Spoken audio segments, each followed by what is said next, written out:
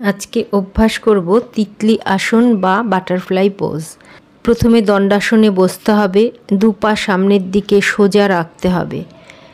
খেয়াল রাখতে হবে যেন স্পাইন এবং পা সোজা থাকে।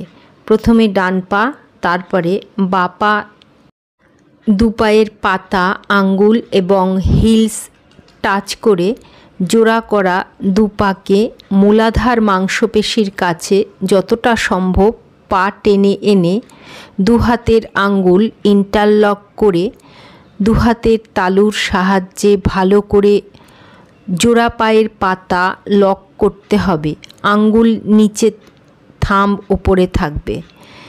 ঘাড় পিঠ সোজা থাকবে। ইনহেল করে নিজ আপ, এক্সহেল করে নিজ ডাউন করতে হবে। ধীরে ধীরে স্পিড বাড়াতে হবে। ব্রিদিং নাক দিয়ে হবে, মুখ খুলে শ্বাস নেব না। জবরদস্তি করে অভ্যাস করা উচিত নয়। যতটা কমফোর্টেবলভাবে করা যায় ততটাই করা উচিত। যদি নিজ ফ্লোরের সাথে টাচ না হয় জোর জবরদস্তি করা উচিত নয়। বাটারফ্লাই আসনের উপকারিতা হচ্ছে, এই পশ্চার খুব উপকারী একটা পশ্চার। পায়ের মাসেলসকে টোন আপ করে, বিশেষ করে থাই muscle, cup muscles, backbone flexible হয়, মজবুত করে।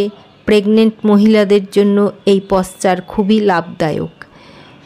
এছাড়াও এই আসনের নিয়মিত অভ্যাস প্রস্টেট গ্ল্যান্ডকে স্টিমুলেট করতে সাহায্য করে, প্রজনন অঙ্গের ব্লাড সার্কুলেশন ইমপ্রুভ করতে সাহায্য করে। যাদের হাঁটুতে প্রচণ্ড পেইন, হাঁটু সার্জারি হয়েছে, নিচে বসতে নিষেধ, তারা এই আসন অভ্যাস করবে না। একটানা 3 থেকে 4 মিনিট অভ্যাস করার পরে এভাবে দণ্ডাসনে বসে বিশ্রাম নেওয়া উচিত।